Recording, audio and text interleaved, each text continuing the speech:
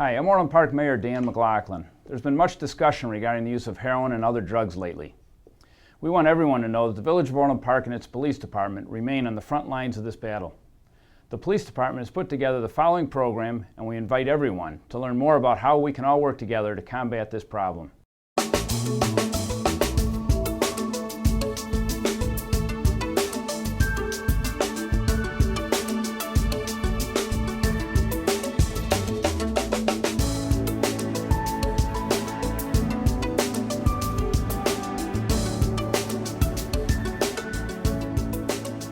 Hello, and welcome to Orland Park InFocus. I'm Jerry Hughes. This is the second segment of a three-part series of informative discussions developed to bring information into the community regarding the use of drugs by young people, but in particular, the use of heroin. We've developed these discussions to continue in bringing information and open lines of dialogue because we truly believe that's the way a community gets ahead of problems such as these and shares the solutions to critical problems. If you've viewed our first segment, we welcome you back. If you didn't, and this is the first session you are seeing, we welcome you as well, but remind you that the first segment was recently on, and we encourage you to find the opportunity to view it as well. It had some really good information about what is actually going on in the community and featured the police chief, the fire chief, and 2 emergency room physicians from community hospitals in our neighborhood. Some really good grounded information that is the real issue of what's going on. I remind you that our segments are all available on the Orland Park Municipal Access Television and on the Village website as well. In this segment, we welcome a new panel of experts in the fields of prevention, counseling, and addiction. We're very happy to have a panel together again today with a very wide and very high expertise in these subjects. And I want to welcome them here with me today and begin by with some introductions. Kathleen Burke is the Chief Executive Officer of the Robert Crown Center for Health Education. Under her leadership, RCC provides health education to more than 80,000 learners throughout the Chicago area each year. Kathleen commissioned original research into the suburban heroin crisis and has formed a unique community collaborative to address the needs for prevention education throughout the suburbs. Kathleen, thanks for being here. Thank you for having me, Jerry. Thank you for taking your time. Mary Egan is an addiction counselor and community relations coordinator with Rosecrans Treatment Centers. She works with individuals and families with substance abuse and also performs outreach to professionals in the community about available treatment services. Mary's past experiences also include working for nearly 20 years in a high school with students, parents, and faculty on substance issues and at a local youth service agency. Her passion has been helping youth discover their many talents and strengths as they develop into healthy individuals. Welcome, Mary. Thank you, Jerry. Thank you. Thank you. Kathy Passafume is the director of the Orland Township Youth and Family Counseling Services. She lives in the community and has worked for the township for 14 years. Her commitment to the people she works with is to assist them in making mindful decisions conducive to healthy and happy lifestyles. Thank you, Kathy, for being here. It's my honor, Jerry. Thank you.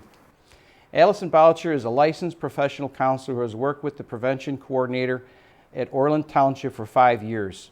Allison heads the drug and alcohol education group Drug Facts 101, which educates teens and their concerned parents about addiction and alternatives to substance and substance abuse. Thank you, Allison, for being here and welcome. Thank you, Jerry. Well, we're happy to have all of you. As I said, this is an excellent panel. A lot of well-rounded information for the topics we're going to discuss. So let's get started. And what comes to me, first of all, is the concept of what is actually going on. There's just been so much talk in the community, so much information. All of your agencies have been involved in open forums, so there's a lot of information flowing. But I think it's important to start off by talking a little bit about facts. What is actually taking place? What are we experiencing in your various agencies? Mary, can we talk to you first of all? Can you share with us at Rosecrans and what you have, your base of knowledge about what is actually happening in the larger Orland Park community in terms of substance abuse now? Sure. Certainly we're seeing the common drugs of use being abused by teens in this community. We know that alcohol and marijuana are the common drugs that teens use. According to the Illinois Youth Survey, for example, we know that by the time a student is in 12th grade, that about 2/3 of them have tried or are using alcohol, and a little over 1/3 have used or are using marijuana. So these drugs are common entry points of drug use for teens, and we certainly know that there are risks associated with using those drugs, risky behavior with using alcohol, and teens certainly misunderstand the risk or harm associated with marijuana use. But we are starting to see some changes at Rosecrans. For example, the number one reason that a teen seeks treatment is for cannabis dependence, and where we're seeing the change is with opiate dependence. In the last couple years, now that's the number two reason that a teen is receiving treatment. What is an opiate? An opiate can be things like prescription pills, a narcotic like Vicodin, Oxycontin, Norcos, hydrocodone, those kinds of things. But it also includes heroin.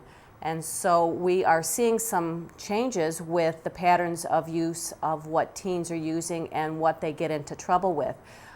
We see certainly that as young people that kids start to experiment or use drugs around the ages of 12 and 13. And so these are reasons to be concerned about what's going on in this community. Can we talk a little bit about how we got here, though? Kathleen, can you speak to the idea of what brought heroin to be what it is again today? Sure, Jerry. First of all, the face of heroin is not the face of heroin from the 1970s and 80s. The folks who are using heroin today are our youth. They're our middle class, white, suburban youth. That's very different than the prototype that we had back in the earlier years. So one, we need to approach it differently. Knowing that we needed to approach it differently, we went out to do some research, original research, and talk to youth who were either sober living but had been using or were currently still addicted to heroin. And the number of three things that we found that were a predecessor to heroin addiction was one, prescription pain pill addiction. Opiates are one of the most fastest rising problem in this country is prescription pain pills.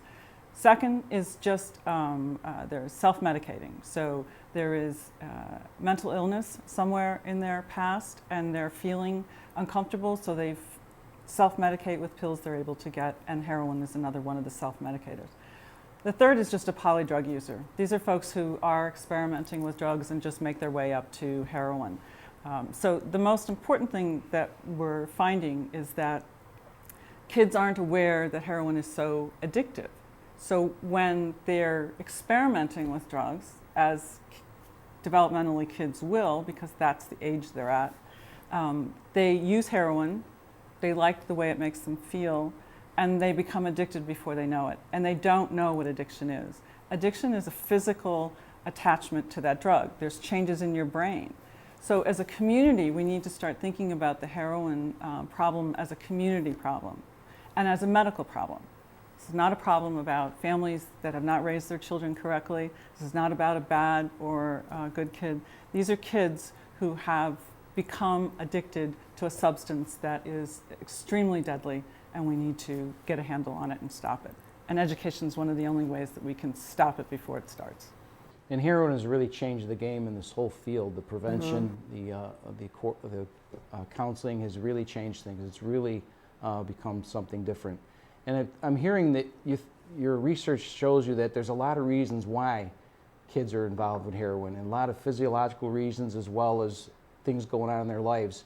And in those transition periods as they grow, the most susceptible to that. Is that right? Oh, the transition periods are extremely important for us to be concerned about.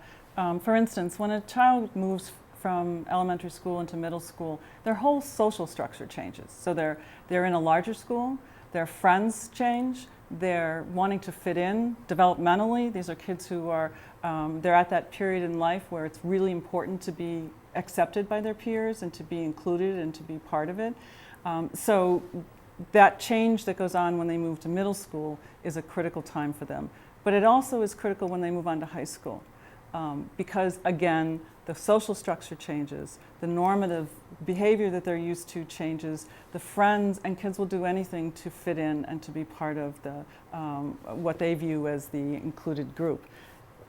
But it's also dangerous for our athletes and our folks who are high achievers too, because they're trying to excel and be superstars. And to be that superstar, we're finding, particularly with pain pills, athletes are playing with pain and they become addicted to the pain pill, and then they can't get them anymore. Access becomes difficult, and the next thing you know, it's easy to buy a bag of heroin.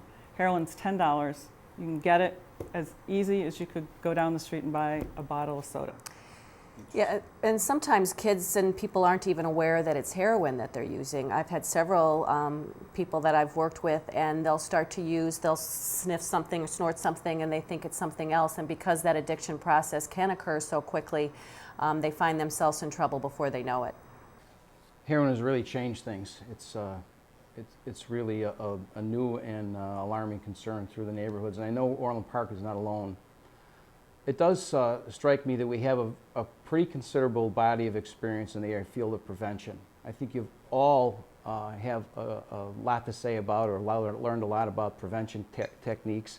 Kathy, can you talk a little bit about, in your experience and what you know about prevention, what are some general guidelines and general information we can share with families Sure. that help them generally in drugs, first of all? Well, Jerry, whenever we get a call from either a parent or a guardian regarding an issue with an adolescent, I invariably engage them in a conversation regarding the three worlds that the kids operate in: home, school, and friends.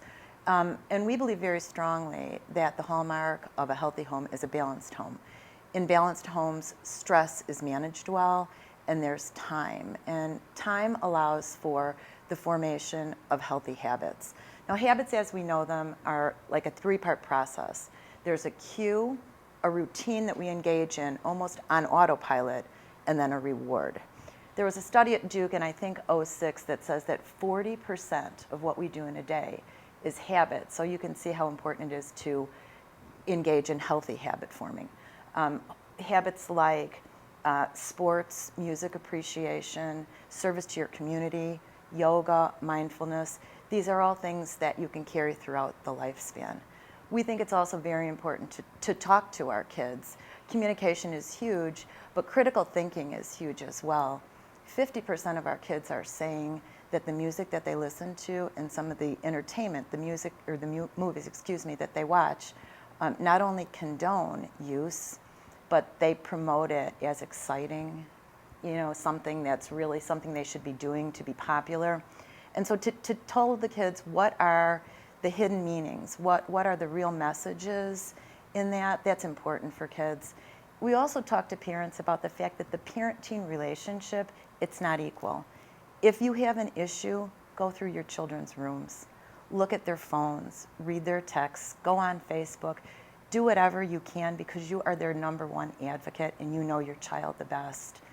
And sometimes to teens, ignoring is the same as condoning. Mm-hmm. On the school front, we think the schools have done a marvelous job in allowing us to access the academic lives, but we think there's untapped resources called teachers, counselors, deans, and coaches who know your children well in a domain that you do not operate in. They can detect subtle behavior changes, attitude, the friends that your kids are with, those kind of things. So stay informed and stay in close contact with those people. Last but not least, the friends. The friends are considered almost an alternate family. So know those kids, invite them to your home, know their habits, know the habits and the philosophies of their families. And stay Mr. and Mrs. Your kids don't need you to allow their friends to call you by your first name. They don't need more pals. They need role models who can mentor healthy habits to them. A lot of good advice, thank you. Allison, it occurs to me that it's always been seen as positive alternative activities have always been good for helping kids keep out of trouble in all aspects, whether it be drug use or poor decision making, risk taking. Do you still consider the healthy alternative activities and what might be the right approach to that? Absolutely. One of our parenting tips that we give is to have the kid involved in some sort of activity from childhood. Encourage them to continue it on, even if it gets difficult. Encouragement is another tip that we offer the parents. Encouraging their kids creates that self-esteem that they need to create that foundation that Kathy was talking about from early childhood to create the good habits that they're going to form. So when times get difficult, instead of relying on drugs or alcohol, they have alternatives to turn to. The unfortunate thing is, especially with heroin, there is no guarantee. Even parents, families that have created that good foundation, had their kid involved in a sport or activity, band, volunteering. Sometimes that's not enough, and that is a scary thing for us parents. But it's not about being a perfect parent, so we have to forget about, going off the perfect manual or what was the perfect solution. It's not about being perfect, it's about being there, being available for your teen, and remember to talk about those teachable moments.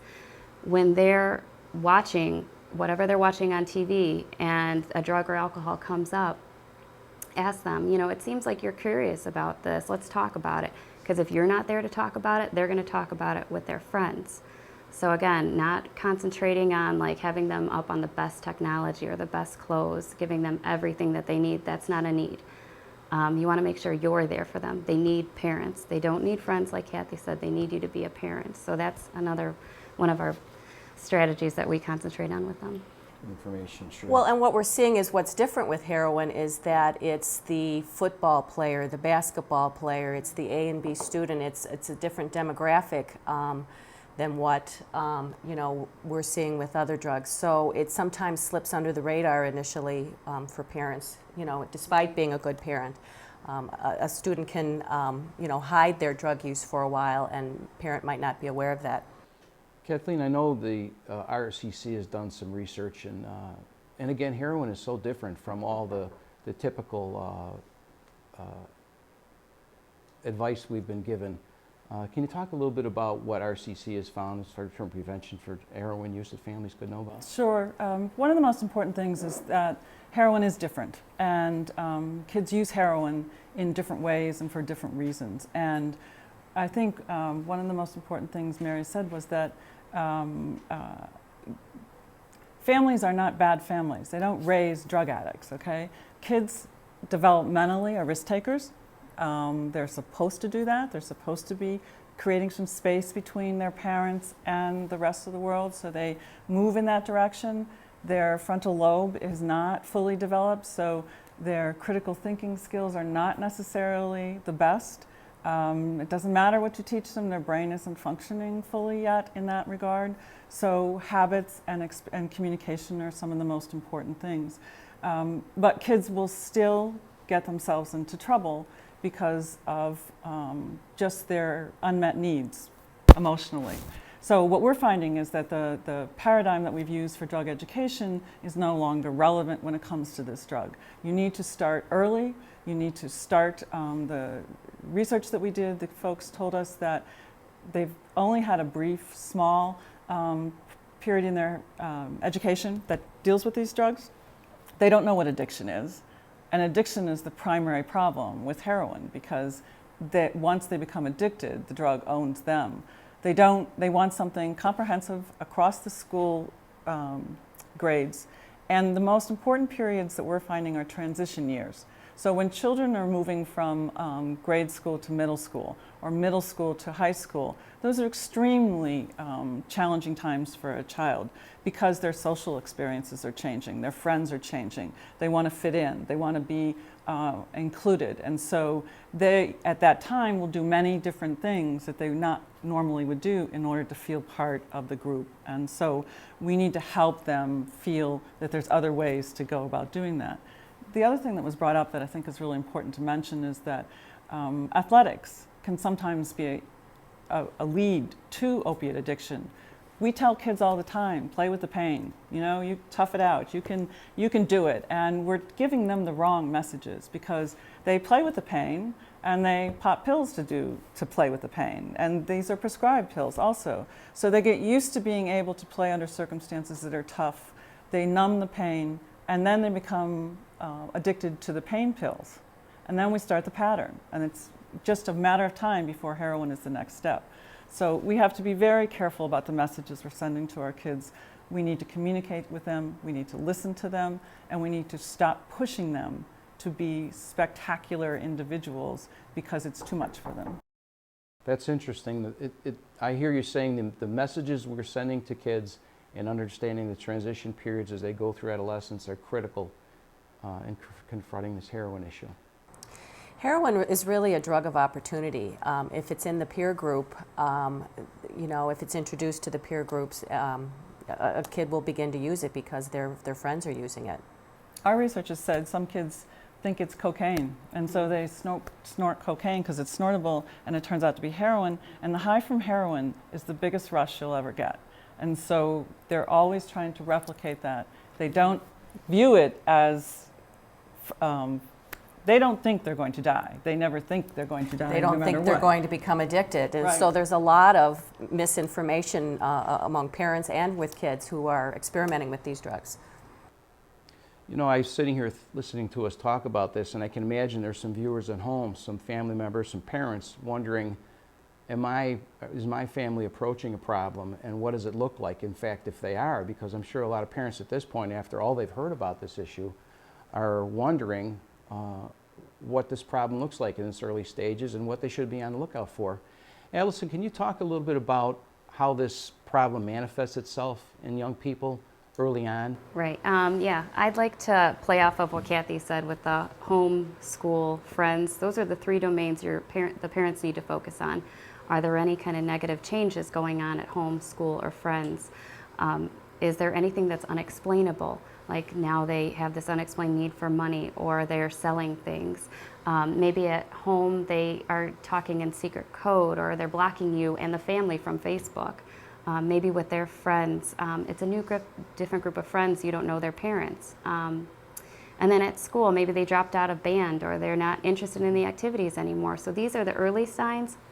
Doesn't necessarily mean they're into drug use, but they're going towards something because they're going away from you. So when you feel that, it's not just something to write off as they're going through puberty, it's just an adolescent thing. Address it. And that's the number one thing that you're going to have to focus on. If you have a concern, if the parents do have a concern, just address it. There's no harm in that. Don't wait. Right. Mary, how about physical signs? Are there any more physical symptoms or signs of early trouble with heroin? Sure. You know, a heroin user, some typical physical signs might be constricted pupils, you know, an initial euphoria or good feeling followed by nodding off, you know, sleepiness, increased sleeping, a runny nose, scratching, itching. Those are some of the main signs. There's also some paraphernalia associated with heroin use. You know, powder residue on flat surfaces, little plastic baggies, syringes, a kit, you know, to keep their syringes, and cotton and that sort of thing, shoelaces, hair ties, backpack ties to tie off the injection site. Those are some of the common kinds of physical signs and symptoms and paraphernalia associated with heroin use. Prescription pills too as well, that there might be some prescription pills that are missing from the home and that sort of thing. Even mileage on your car, okay, because if they're traveling to get their drugs, then they're going to see more mileage. You mentioned a really good point, access. All right, we are a country that has grown used to treating pain, and so there are a lot of pain medications in our medicine cabinets. And in most instances, we haven't used the whole, you know, you go to a dentist, you have dental surgery, and you get 30 pills for Vicodin for pain relief. All right, you take 3. The rest of them are sitting in your medicine cabinet. You get rid of them because they are just easy access for kids who are just experimenting and they don't know what they are, but they're going to try them. grandparents who have ongoing medications for any kind. That's another area of access for kids. So, you know, kids aren't necessarily looking for things, but if they find things, then they're going to be, it's an opportunity. So families need to stay alert. They need to be good detectives, and they need to use common sense and get the extra prescription medicine out of the house. I think is absolutely good advice. And to be aware of what heroin is, because of what we talked about earlier, is that parents don't have this awareness about this heroin issue among the suburbs, their kids in the suburbs, and they don't even think that this could be a possibility. So for parents to continue to educate themselves and to watch programs like this and to become aware of signs and symptoms and what could happen to their child. I also think one of the most important things parents can do is to think about the child's emotional growth as they're growing up, and those key points in time that our kids really struggle. And it's not like it was when I was growing up, all right? There are many, many more challenges. Our expectations of our kids are high, and so communicate, and educate. Make sure your schools have drug education, and make sure that they have drug education across the span of a child's life, because that was what the kids told us in the research.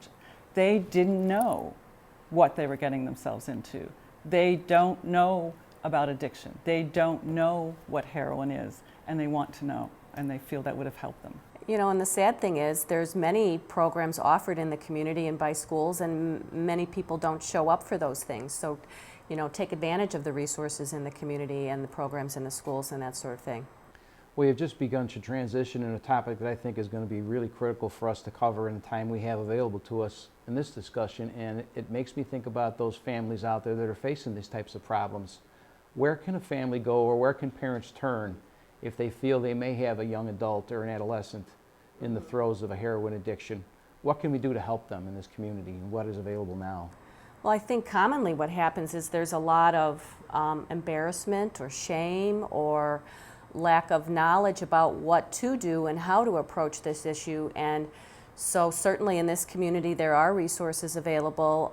You know, I suggest that someone seek out a professional. If you suspect your child is using heroin, heroin is dangerous. Someone could die from the use of heroin. Your child could die. And so seek out a professional. Rosecrans, for example, offers free and confidential assessments with an addictions counselor. And there are many other resources in the community that can provide that resource as well. So I think that's one of the first steps, is to not feel that embarrassment or shame, but to seek a professional for professional help.